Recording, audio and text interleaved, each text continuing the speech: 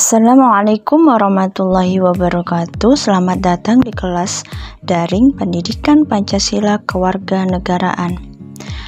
Anak-anakku, apa kabar kalian semua hari ini?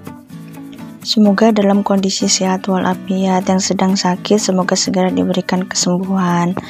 Anak-anakku sekalian, hari ini kita akan mempelajari tentang strategi mengatasi ancaman Impolixos Bhutanka atau ideologi, politik, ekonomi, sosial, budaya, pertahanan, dan keamanan.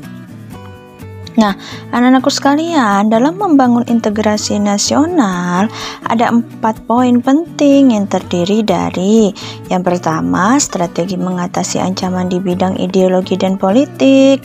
Yang kedua, strategi mengatasi ancaman di bidang ekonomi.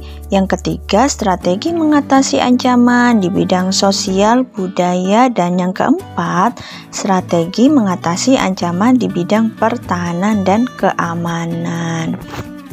Globalisasi memiliki 4 hal yang selalu dikedepankan dalam bidang ideologi dan politik, yaitu demokratisasi, kebebasan, keterbukaan, dan hak asasi manusia.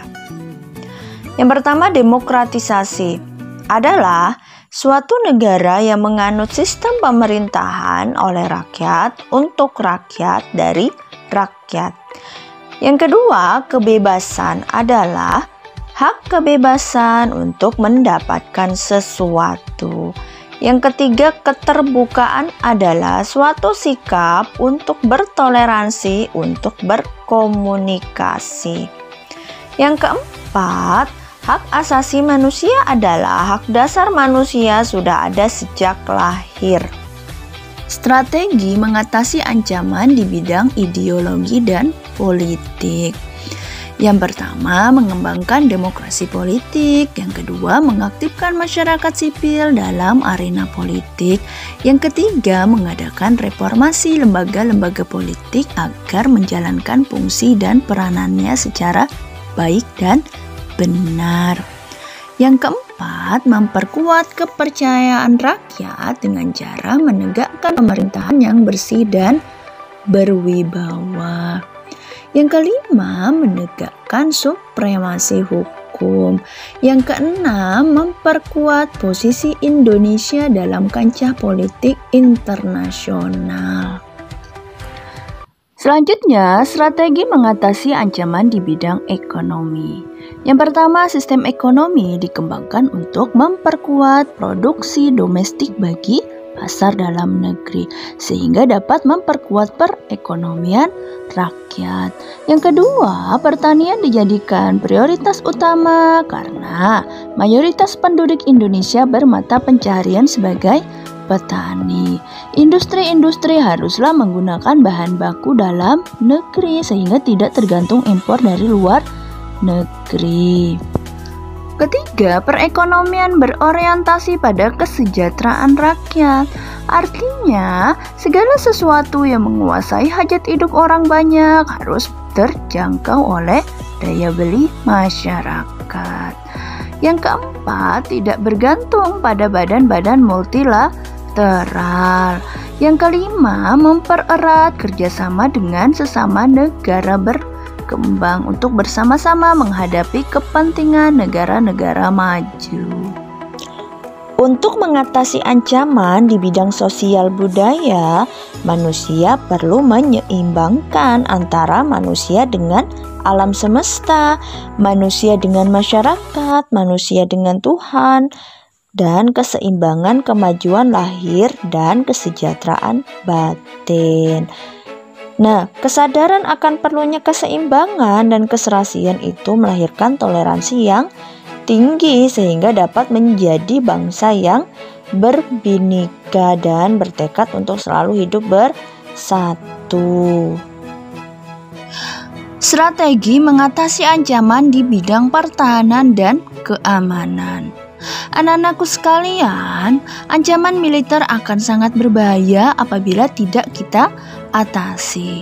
Nah, oleh karena itu harus diterapkan strategi yang tepat untuk mengatasinya. Nah, ini adalah Undang-Undang Negara Republik Indonesia tahun 1945 pasal 30 ayat 1 sampai 5. Nah, di sana telah mengatur strategi pertahanan keamanan bangsa Indonesia dalam mengatasi ancaman militer. Nah, ketentuan pasal tersebut menegaskan bahwa usaha pertahanan dan keamanan negara Indonesia merupakan tanggung jawab seluruh warga negara Indonesia. Nah, dengan kata lain, pertahanan dan keamanan negara itu tidak hanya menjadi tanggung jawab TNI dan Polri saja. Nah, jadi masyarakat sipil juga harus bertanggung jawab terhadap pertahanan dan keamanan negara. Nah, anak-anakku sekalian, ini adalah komponen sistem pertahanan dan keamanan rakyat semesta terdiri atas yang pertama, TNI sebagai kekuatan utama sistem pertahanan. Yang kedua, Polri sebagai kekuatan utama sistem keamanan. Yang ketiga, rakyat sebagai kekuatan pendukung.